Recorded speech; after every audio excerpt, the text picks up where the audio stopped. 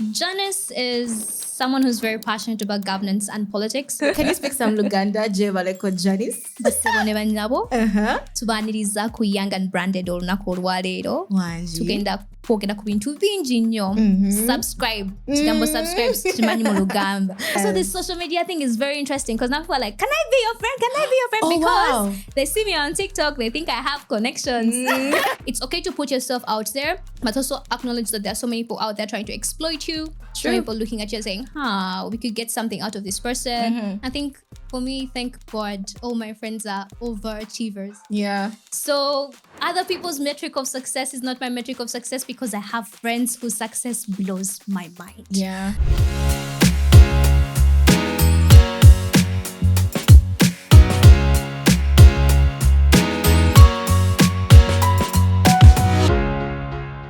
Welcome to another episode of Young and Branded with Hannah.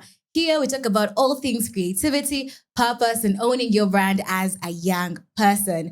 I am your host. I'm a multimedia journalist that loves storytelling so much that I created my own movement called Art for Change, where we use art and storytelling to harness quality education and climate action. And I'm also the founder of the Young and Branded podcast, public speaker, passionate about youth empowerment and anything media. I'm excited because today's conversation is something I've been looking forward to so much. Like how you can ask somebody to describe what your brand is. Just ask somebody around you, what do you think my brand is? It's very easy for you to be consistent in building whatever it is you want to build, to have the aesthetic. But do you really have a purpose? Is there something you really stand for? And with me on today's episode, I have somebody with a purpose. Janice Nkajja.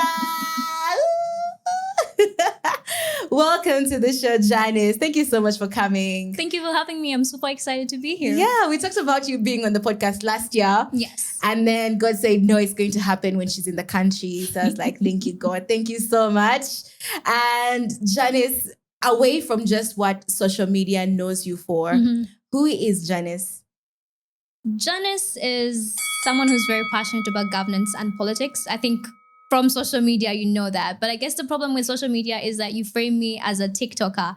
These days, every single place I go and someone knows me from, I'm like, oh, you're the TikToker. And it's so irritating sometimes. Yeah. And so the Janice that people do not know is a Janice who has spent a lot of time developing public speech debate.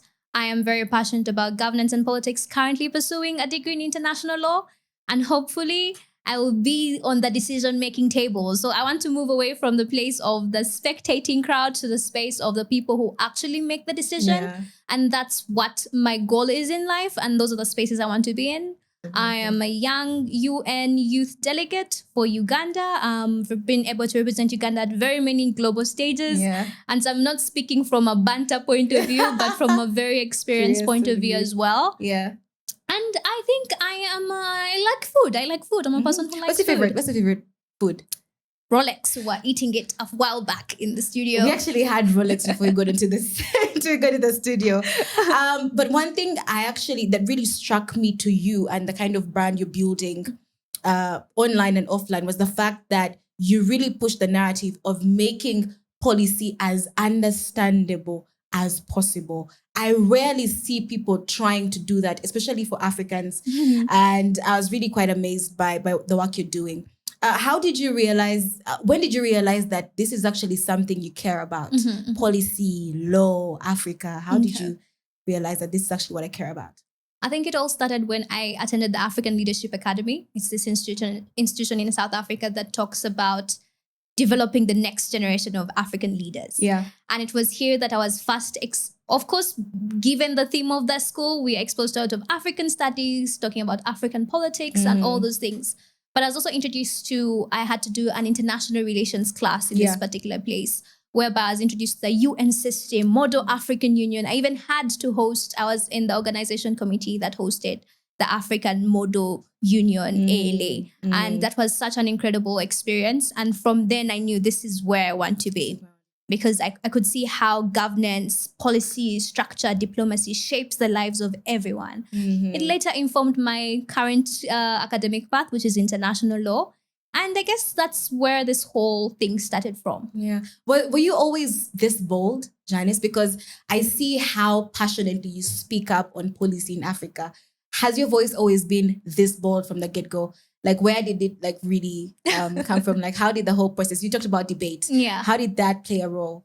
Well, it's kind of interesting. I think it started when I was younger. So we had this thing at church. I do go to Namembe Cathedral. We used to go to Sunday school. Yeah. And they used to call us up and say, who wants to give a testimony today? Mm-hmm. And my dad used to always push me, go give a testimony. Did you have a testimony to give though?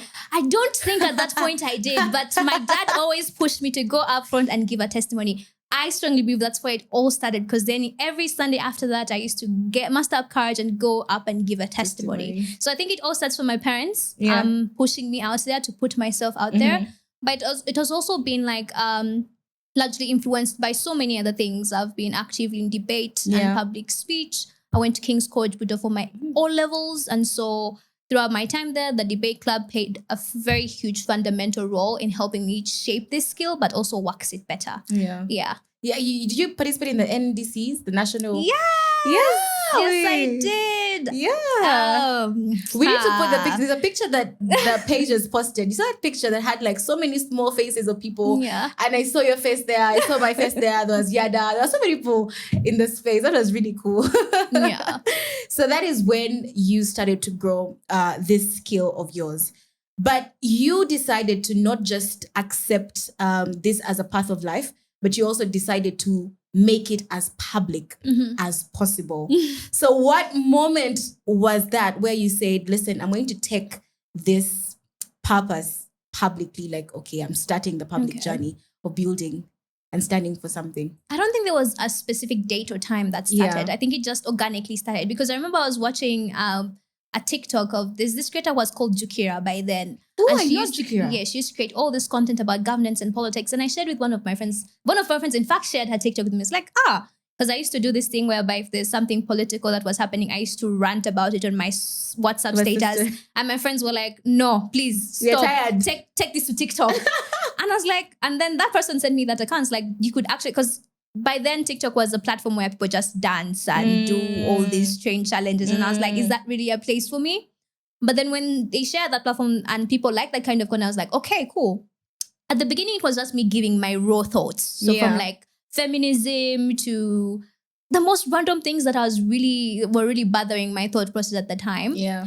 But then I think it's streamlined into actually talking about governance once I started doing law school. And I saw how technical the jargon is from constitutionalism. Very complicated. And those words were kind of complicated for not only people who are learning. So you have to first learn the jargon before you understand the profession itself. So I imagine myself, how more complex can it be for a person who never went to law school? And so I remember my very first videos were all about just breaking down simple terms, constitutionalism, governance structures, policy. And then it evolved into doing commentary on current day issues and how those reflect in policy matters.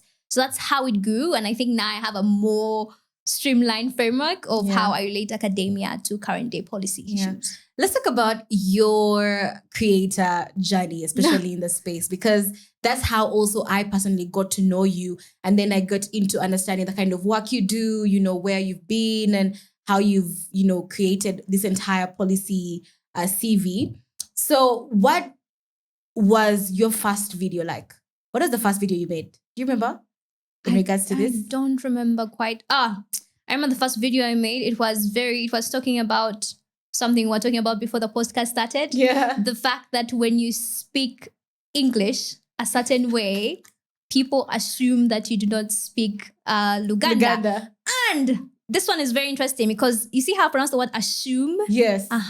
It was a huge thing in my comment section. Of course, we can tell you can speak Uganda. You just said assume. So they wanted me to say assume. Assume. Yes.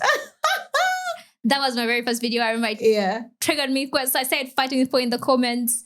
No. But then that was my very first video. So I remember it because I was very irritated by it. Yeah, can you speak some Luganda? Jevaleko Janice. Basebone banyabo. Tubaniriza ku young and branded olunaku olwaleero. Tugenda kwogera ku bintu bingi nnyo. Subscribe kigambo subscribe kimanyi mu Luganda.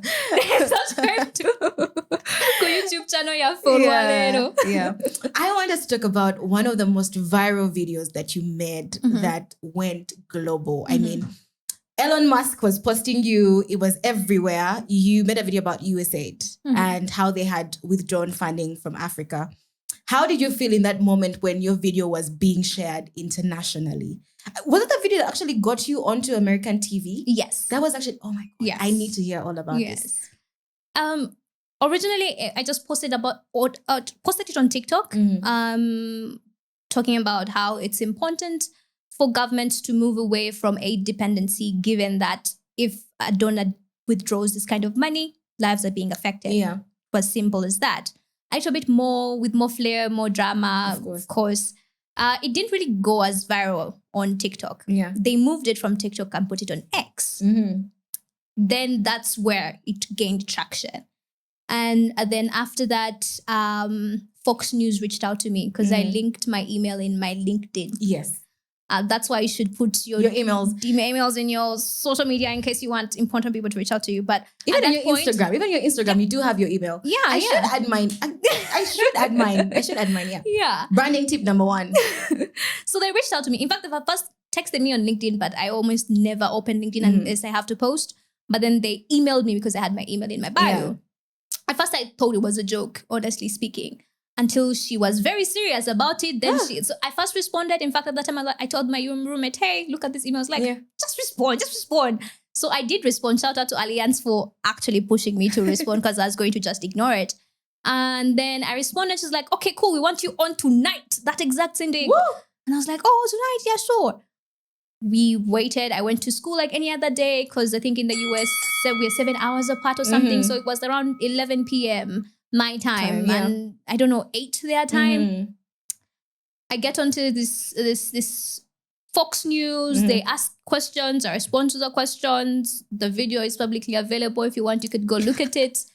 And after that, as the content creator that I am, I cropped the video, edited it, posted on my TikTok, went to sleep. The following day, my socials had blown up. Had been posted by Elon Musk. It was all these crazy things. How I felt in that particular moment, it's always interesting because I didn't necessarily feel anything. Because social media noise, as much as people see that visibility, in most cases, sometimes has no impact. Really? You could see. Yes. I think, and that's what we're talking about because recently I did a piece with House of Sessions where they were talking about digital transparency and how digital world is shaping how we see democracy, politics. And they were arguing that just because there's noise online doesn't mean that it's creating actual impact. Yeah. So there's a metric on that. So for me as a person, I was on everyone's screen, but it wasn't necessarily changing me a very particular way, or I didn't necessarily feel, I'm like, oh, that's cool. Elon Musk, that's cool. Did I receive money? No, I did not. I was just about to ask you, how much money did they send you? I did not get any money. My friends are always making jokes about the private jet. I still don't own a private jet. Yes. So you talk about how there's always so much noise on social media. It gives you the visibility, but there's not really as much impact. And I've seen you share about Civic Source. It's Civic Source, right? What are you doing at Civic Source? Because it seems like that is now the impact that you're trying to create from your visibility online. Okay. Ladies and gentlemen, I would like to introduce myself. I'm Janice Nkajja, and I am the founder of Civic Coded Africa. And at Civic Coded, we are creating civic tech tools that are no longer revolutionizing how we learn about politics and governance, but also making it as simple as possible. So how Civic Coded actually works is that you get this web app on your phone and you go in, ask it a few questions, engage with it, helps you learn in the simplest way possible. No jargon or nothing. It's very fun. It is yet to be released. We will announce a release date. It's not yet publicly available. But that's what we're trying to do, to see how we can make politics and governance as simple as possible for everyone. I'm quite excited to see how that's going to be. Please let us know. We want to break the news fast about when the launch dates are going to be happening. So did you ever feel like staying silent would have been easier though? Would you feel like being silent would have been easier? I think about it every day. And I think that's why I slowed down a bit on creating, because I think the more I talked about this, I have received calls of threats. Really? Some time back telling me to stop. They called my parents. They told my parents, "Oh, your daughter to stop talking. Oh, you're going to come go out." And it's always heavy. Yeah. Because then you are placed in a situation of, will I then seem like a hypocrite for not speaking about the things that matter, but at the same time you weigh whether or not this is something you should keep doing. So I think about it every single day. And so these days I'm very selective about what I speak about, because then I want to feel deeply for the issue and not necessarily because everyone is talking about that particular issue. Yeah. That's actually quite interesting. I was actually going to ask you if you've ever been in a situation where you're like, should I do this to be liked, or should I do this to actually be honest and be raw? And that's a very tough place to be as a creator. I can only just imagine. So let's talk about how your brand has developed over time. Because when I tell a couple of people that, oh, I'm going to host Janice, and they're like, oh, that lawyer chick, or oh, the girl talks about policy, and now your name has been attached to these particular things. How do you think that has developed over time? Or how do you feel like that developed over time? Well, at first it was, I don't know, because when people see me, they don't see, you mentioned lawyer chick, very people actually know that I'm actually people in law say school. TikToker. And I don't like being associated with that term, because they're about to say influencer. My father, even influencer. I would rather take, because I do brand myself as a policy influencer. But like as a TikToker, it has some very negative connotations, not necessarily as something serious. True. Yeah. And so it's been quite a fuzzy space to be in, trying to reconcile the kind of serious work that I'm doing with social media. Yeah. But then you also see how people like Zoran Mandani are using their social media platforms to bring this information out. Then you're like, okay, you know what? But the difference is that they created their careers as politicians before joining social media. And I'm trying to do quite the opposite, is that I'm getting into this career built, but I started from social media. So I guess that's where the juxtaposition comes in, but you never know. You never know. Let's take a sip break with the Budhealth Cafe. So refreshing. If you want your sip break or for all your wellness food and drinks, contact them in the details down below. Do you think that, is it possible, because now I am now looking at your journey, do you think it's possible for you to create a brand without controversy? Because your brand has, has really grown thanks to controversy. So would you advise somebody that is watching right now to use controversy as a way to build visibility? Well, it depends. My God, the lawyer in me is coming out. We say it depends a lot in law school, because it does in fact depend. Because it depends on one's definition of what controversy is and what that looks like. So if your controversy is going to be on pictures of you leaking, that's one way. Is your controversy going to be on you saying a blunted lie just for clicks and bait? But also I want them to think about it for a long run perspective, because the internet keeps everything. The internet never forgets. I keep telling people that the internet never forgets. So when you are trying to build that controversy, I want you to look back that in 5-10 years, in case you are nominated to be UN Secretary General, which is a delusional dream that I do have, when this clip comes out, will this contribute to them voting no or yes to you? So, and also don't necessarily thrive for controversy, because sometimes when I was saying these things, I didn't think they were controversial. I just genuinely thought this is common sense. Yes. But apparently it was not. You get then it turns into controversy. So at the back of my mind, I was never really thinking about it as controversial. I was just thinking about it. This is the truth. This is what needs to be said. And so I said it. So for me, controversy came out of just the process. It was never really my intention to be controversial in any way or possible. So don't aim to be controversial. Just aim for clean, good work that people would look at. Work that if your parents looked at, I don't know, I honor my parents so much. So for me, every single thing I post, I think if this popped up on my dad's screen or my mom's screen, how would they feel? And so if in my mind I'm like, they're okay with this, then I can put it out there. I don't know, that's my metric. That's your metric. I don't know what other people's metrics are. But just put yourself, dream bigger in general. Dream bigger in general. So if you're dreaming for big positions in life, or big places in life, know that they highly scrutinize those positions. So if you aim for something like that, be careful what you put out, because it will always come back to haunt you. Yeah. I'm asking this because I know so many young people who are trying to build their visibility online. I feel like we're now connected to an international global space, and social media is the easiest way for you to build your brand. And people are now starting to sacrifice the long-term purpose and goal for instant recognition and clicks. So that's why I was asking about the controversy. How would you speak on instant gratification versus a long-term purpose and branding? Yeah. Okay. I think for social media, instant gratification is very, very real, because when I was starting out and I was getting all these likes and follows, it was like a high. And like, so I kept creating because I wanted this following and these numbers, and I was seeing what it was doing for all those people who have bigger brands. And I was like, if I grew my page more, maybe I'll be able to attract all these brands. But slowly I learned that's not necessarily the case, because then depending on the brand you're looking for, because I was targeting big brands, UN, policy platforms, which I now work with. But at that time, my method was not the one they would casually welcome, because I was just giving random thoughts, giggling, making jokes, sometimes very inappropriate jokes. Anyway, inappropriate is very contextual for everyone. But for them, that's not the kind of brand they wanted. And so social media is terrible. It's a terrible dopamine place. It's where it gives you that dopamine high. But I think after time, I've realized I was able to streamline what my goals are, what I wanted. And honestly, social media was not really where I wanted to be. I wanted to have real life impact. And so I realized social media is a tool, but it was not necessarily what was going to get me there, at least for my career path. So it depends on you as a person, but also don't try.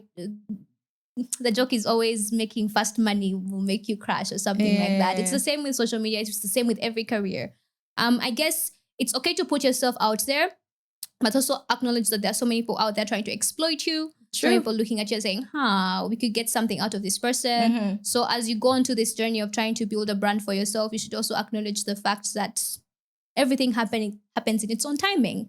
And just be consistent. That's the thing. I know consistency matters, because consistency is how people see you, because social media forgets every now and then. Very fast, So today is an issue, tomorrow it's the next one. So if you do want to be in people's faces, keep posting, keep recording, but also make it very good, very presentable, so that anyone who's consuming it will be like, wow, I like this brand. Let's talk about the consistency. I preach consistency each and every day. And I feel like my middle name is consistency, but it's not very easy to be consistent. How have you been able to create that consistency in the way people perceive who you are and what you're trying to build? How have I been able to maintain that consistency? First things first is that I am an overly ambitious person. Very. Guys, I had a conversation with Janice off air, and I'm just like, Jesus, she deserves to be the president of, I don't know, the US or something. Please don't say those things. They'll come for us. But like, I think that's what people don't acknowledge. That with ambition comes a lot of failure, and people don't understand that. People see the things I share. I've been to this event. I've been to this organization. But they don't see how much rejection I got.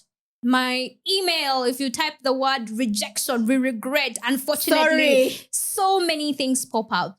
And it's because I've been able, despite every single no, I keep leaping for even bigger, higher things than that no that they gave me yesterday. So I guess it is very hard to be consistent, especially if things are not working out for you. I have personally experienced that, and I'm still experiencing it as well. But at the same time, it's acknowledging that I watched a video recently that says that our problem is that, for example, if we are approaching people or applying for things, we start imagining ourselves already there. And so that takes a toll on our mental health and so when that no comes, it feels like they're taking away something from you, something that you never had in the first place.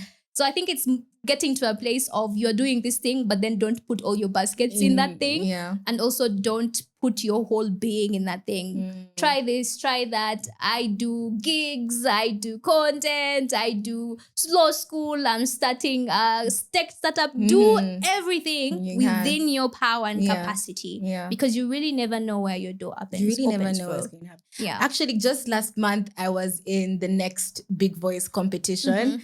God, rejection is tough. And it was my second radio competition. I love radio. I've been very passionate about radio for a very long time. But for some apparent reason, every competition I get into, I'm never chosen as the top number one. So when I told people I'm going in for the second competition, everyone was like, Hannah, why? You're already building your thing. You are who you think you are. And now that pride clocks in. Thank God I never clock into that pride. But people are looking at you as a young person and they're saying, oh my God, she's achieved this. She has achieved that. Now she's doing this and she's so great. She doesn't need anybody. Like she's really already there. And the fact is, you're not yet there. I am personally not yet there. How do you control that? You know, people perceive you in a certain way, Janice. How do you not fall into that trap of, oh, you are there, you are great, but yet you're actually on the journey of building your brand? I think for me, thank God, all my friends are overachievers. Yeah. So other people's metric of success is not my metric of success because I have friends whose success blows my mind. Yeah. People like Julia Muhumuza, people like Ayebare Denise, and people getting masters from Oxford, people are going to the Labour International Organizations, all these big things where I see myself. So having such an ecosystem of people always cabs me and reminds me, you are not yet there, because all these cool, amazing things they are doing remind me that there's someone who's doing the things I want to do. So why would I think that I'm doing anything in that? I don't know. Some people call it false humility, but I think for me, as much as I keep going and like growing in this space, I realize that I'm not yet there. So I think for me, what has helped me is having an ecosystem. Of course, I have friends who support me and encourage me, but they never stop me from taking up an opportunity. Ever. Yeah. That's also important. Having the right circle of friends. I think you having the wrong friends can lead you to your death trap. So I know there are some people who are actually afraid to stand out, but you've taken the step to stand out on your platforms globally. I've seen you actually being, you've done a lot of content with DW as well. You really know how to stand out in your space. What advice would you give someone who wants to stand out and start building their brand? Do what you're good at and do it to your very best. I think that's something people fail to acknowledge, that we wear different coats. Hannah is great on media. I am interested in policy. Get that thing that you're really good at and then focus on building it.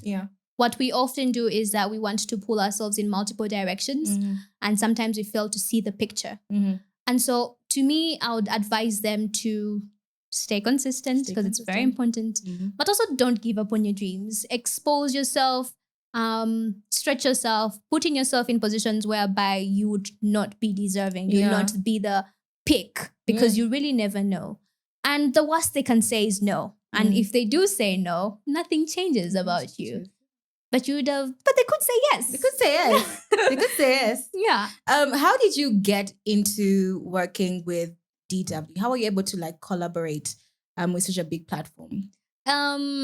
Connections, relationships. Yeah. I've had so many incredible people in my life that when they see me do something that I'm interested in it, they want to support me. Yeah. And so they pull all the strings, all the people they know to support me in those particular places. So I do have someone who knows that I'm into content and they saw this opportunity that DW was hiring content creators, journalists, multimedia journalists. And they were like, So they did share the opportunity with me. Yeah. And I reached out to the correspondents with DW. Of course, there was a briefing about it. There was a vetting. At the end, they liked what I was already doing. That's also the other thing, is that do something that people could have reference to give you more opportunities. So they had reference to my content. And then they were like, okay, we like your work, would like to work with you. And that's how it happened. Because I think it was multiple factors, already having something to show,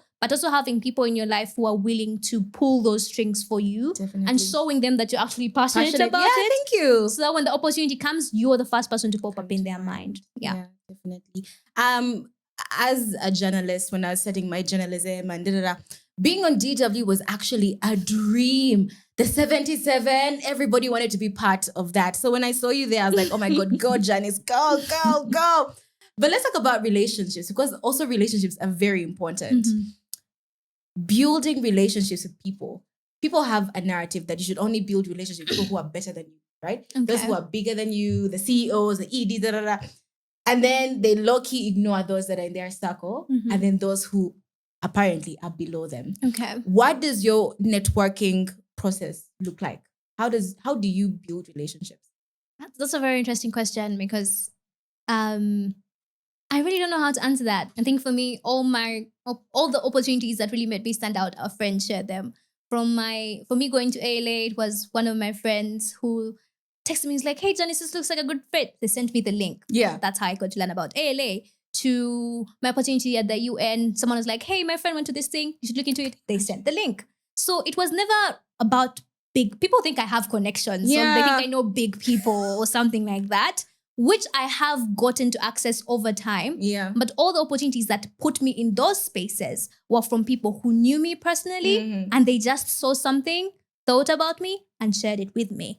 So I guess it's about building relationships and connections with people who genuinely care for you and not necessarily what you are, or who you are perceiving you. Also, this social media thing is very interesting, because now people are like, can I be your friend? Can I be your friend? Because they see me on TikTok, they think I have connections. But it's just, I'm like, and I'm the worst friend to have if you are a texter, you want constant attention. Most of my friends who can spend months without talking to each other, and then I'm around, they're like, hey, can we hang out? And we hang out. Very low maintenance relationships. But people then think that they want to hang out with me all the time, text me all the time. Calls every day. You will not find me. In fact, if that's the friendship you're looking for, sorry. How do you normally respond to those messages? Because I also get them of, hi, can we please be friends? For if it's on social, actually now I just ignore them. Yeah, I just completely ignore them. I think the ones because it's also like courtesy to some that say hello, can we be friends? I'm like, I'm not going to respond to that. Yeah. Others that actually reach out, hey, I'm so and so, I saw this, Those ones are ones I actually respond to. Definitely. Because someone actually takes time, and sometimes they just want advice, or like, so those ones I take the initiative to respond. But can I be friends? I normally respond, I already have enough friends. No, I absolutely get it. But also, I'm a fan of making organic friendships. Yeah, right. Isn't that what friendship is? Isn't anything supposed to be organic? Like we meet up or we bond over something in particular, and then we become friends. Not necessarily being engineered, to be friends. So when we go back to what you stand for, policy, making it easy and all these different things, how have you been able to consistently keep in that niche? Because we have so many young people like myself and other people watching that have all these amazing talents, all these amazing things.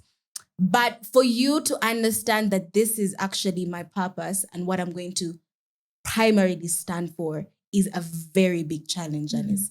But you've been able to narrow it down and stand for that. How have you been able to narrow it down? Funny you think that, because I think I haven't. Oh, you think I have? No. Maybe not enough. maybe you've not narrowed it enough.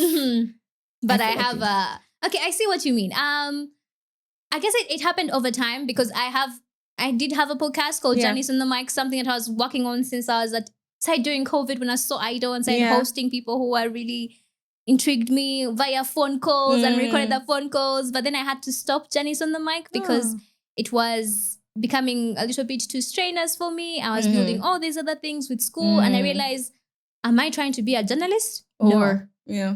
So let me stop that and then focus on the things that I genuinely want for my career and how I want to be perceived. And so I guess it happens over time. You start trimming off the ends that don't suit you. But then at the same time, you start to really see where you really click the most. Yeah. Yeah. And what people like you for. So you start, it kind of, when you consistently do it, it kind of always pushes you in the right direction, Definitely. in my opinion. Yeah. Yeah, in the right direction. So what was that push that just, I'm not quite sure yet. Yeah. But it's like, even like in education, I'm like, do I really still want to be a lawyer, or should I branch out into something else? Yeah. I guess with growth, we are learning every day. So you never know. Tomorrow I could become an actor or a dancer. Oh, yeah. I'm very passionate about theater. That's also, it's really. like, had I gotten the chance, I would not be on your screens talking about policy. You'd be an actor in Hollywood doing some blockbuster movie. Probably. I like the question you ask yourself. Do I want to be a journalist? Mm-hmm. No. So I'm going to cut that off. Do I want to be a lawyer, or do I want to build my branding policy? Mm-hmm. Yes. Does this align with that? Great. And I think that's a very good pointer to take home. I went for a student fellowship, and when they're helping us narrow down all these different things we wanted to do, they're like, write everything you want to do. We wrote 100 things, 20 things. And then they said, okay, so if you are at the verge of being selected to go to heaven or hell, out of all these 20 you've written, which 5 would you drop to enter heaven? And then we cut off like those 5. And then they kept giving us these crazy scenarios until we reached top 5. Mm-hmm. And then from those top 5s, we actually then agreed to now move forward with the top 5. So maybe you guys could try out some of those. You know what they say, your brand speaks before you do. And that is why we trust Dzyn Ape for all your digital branding needs. Now, if you are ready to level up, check them out at dzynape.com for a clean, bold, and creative look. This episode is proudly sponsored by Dzyn Ape. So we have a very exciting game called Young and Branded. Okay. Young and Branded but. So basically, I give you a statement and you rate it out of 10. Okay. And if you are giving it a high rating, we have our card. Yes. So high rating has this printed side, then a low rating, bleh. So out of 10. Are you ready? Okay. Let's go. Okay, they are young and branded, but they stay neutral on everything so they don't lose followers. Out of 10? 0. 0 out of 10? 0 Why? out of 10. Because if you don't stand for, what will you fall for? Yeah. One of my favorite theater movies is Hamilton, Alexander Hamilton. For those who don't know, it's the history of the US, constitutionalism, how they got their independence, blah, blah, blah. But throughout the whole story, there's this person called Bert. Bert was also a lawyer, passionate about everything to do with having the US be a free nation, but he never chose a side. He was always neutral. Okay. And so when Alexander and all these other characters were actually advancing, he never showed where and with whom he stood for. So people really never knew where he lied. So opportunities kept passing him by because people could never really read him. Mm-hmm. So in my opinion, choose a side. If you're at a point you realize that side is not good, you're allowed to switch. Yeah. You are a human being. You're allowed to change. You're allowed to grow. But being neutral on every single thing, we can't really tell. Are you a snake? Are you a sheep? Choose a side. Choose a side. They are young and branded, but they only become activists when the internet is already angry. I think like a 4. Yeah, 4. And it's giving clickbait. Clickbait, yeah. Attention. Attention. I know quite a few people like that. We're not going to name them. They are young and branded, but people can clearly say what they stand for without even asking them. Yeah.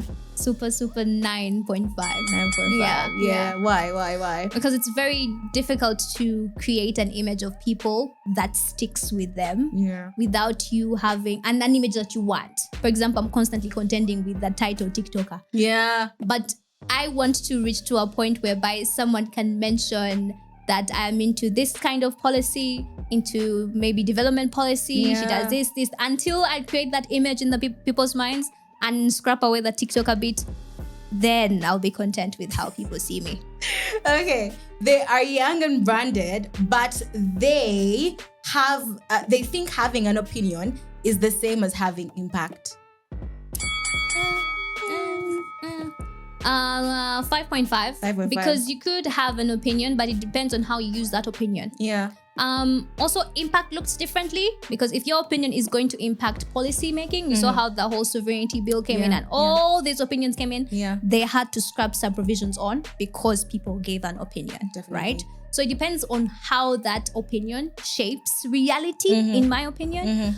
But also it depends on why you're giving the opinion in the first place. So it's a 50-50. Yeah. Thank you so much for playing Young and Branded, but yay! So before we can say goodbye, we have this tradition on Young and Branded where we share a reflection. Okay. I am young and branded, but I am still learning too. What are you still learning in this season right now? I am young and branded, but I'm still learning to handle rejection. Yeah. Before I could not handle it well. I used to go into hyper depression. I say, oh, the end of the world. But I think over time, some of my good friends were like, but you guys, you should stop. You are striving for high things and you think you're going to get all the high things. Yeah. You're competing with master's degrees. You have not yet completed your undergraduate degree.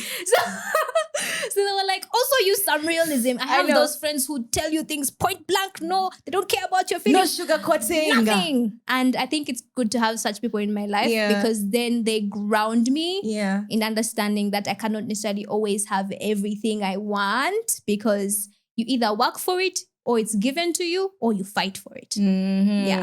Wow. I'm also still learning how to take on rejection. But the one thing about me though is that I know how to move on pretty fast. It's a bit scary, but I really move on really fast. When I didn't go through for the next Big Voice and the following day I was already in field creating content, somebody was like, wait, Hannah was still giving you calls to, soothe you. And I'm like, girl, I moved on a long time ago. But there will be a moment where you'll get used, and just know that that's just a redirection to the next big thing. So before we can say goodbye to you, are there any final words you want to share with the audience about how they can decide or choose to stand for something in order to build a brand that is recognizable like your brand? It's a very complicated question, because I think one thing that I've realized is that the more I grow is the more I evolve, and the more I change, and my views and perspectives on the world change as well, given the information I have at that particular time. And so I would advise someone to make research. As simple and as plain as it is, information largely kind of defines or shapes how you see the world. I think because now I'm doing law school and I'm exposed to so much political information. The way I see US governance before, I was like, US is such a perfect place. But now I'm like, what? And so that information also informs me where I want to go to school next, who I would want to work with, in which jurisdiction would I want to register a company. So when you read and research, you have all these amazing tools, the internet, AI, to just have an understanding of the path you want to take. And the more you research is the more you're even exposed to other fields and things. And I think it's as simple as Googling that thing. You'd be surprised by how much it changes your perspective. So I think being informed and researching on the thing you want to do is the first step if you're going to create any sort of brand, because then it gives you an alignment for the things that you want to build. That's the tip I'd leave. Thank you so much, Janice. Research and read. People learn to read. People don't like reading, Janice. And that is why I like your content, because you help us not really get into the nitty gritty. I just tune into your page and I'm like, oh, so that's what the manifesto says. Okay, that's great. Thank you so much for coming, Janice. Really appreciate you. And we'll forever be looking forward to seeing how more international and global your brand is going. And thank you so much again for coming. Thank you for having me. Yeah. Please don't forget to leave a comment. Don't forget to subscribe. You can follow us on all social media platforms. Subscribe to the page and to Janice's pages as well. We'll see you again. Keep it young, bold, and hot. Bye. Bye.